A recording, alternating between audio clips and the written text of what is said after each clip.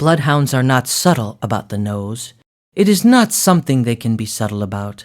The breed carries approximately 300 million scent receptors in a nasal cavity designed over centuries for exactly one purpose: finding things. Not through speed or strategy, but through an olfactory capability that operates, as researchers have described it, in a different dimension from human smell.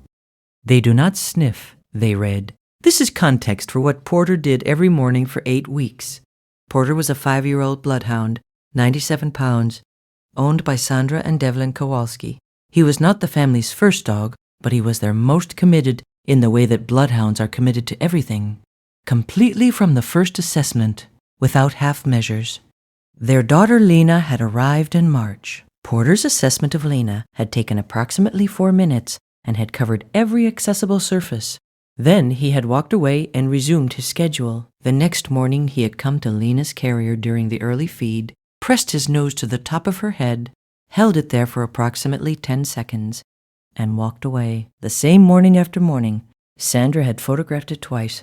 They had laughed about it with her sister, a bloodhound doing quality control on their infant. Every morning, same spot, same duration, same withdrawal. At the 4-month checkup, Dr. Nekimelu asked the standard questions and reviewed the growth data, and then asked if anything unusual had been happening at home. Sandra mentioned Porter. She showed her the photos. Dr. Nekimelu was quiet. She said, "Same spot every morning? Same duration? If you stay for stories about what animals sense before we do, you're in the right place. Subscribe so you don't miss the next one." She said, "I'd like to refer you to a colleague.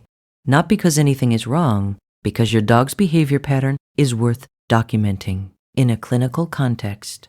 The colleague was a pediatric neurologist, Dr. Hartman. She reviewed the photos and heard the description. She said, "Bloodhounds have been used in seizure detection and neurological scent research. The research suggests they respond to specific volatile compounds produced by neurological activity changes." She examined Lena. She found on careful clinical examination a very subtle asymmetry in tone on the left side that she said most physicians would not have flagged at this stage. She ordered an EEG. The EEG showed a focal pattern in the left temporal region consistent with benign infantile epilepsy, a condition that, managed early, carries an excellent prognosis. Dr. Hartman said she may not have had a visible seizure for months. She said the dog was detecting something before the clinical picture was clear.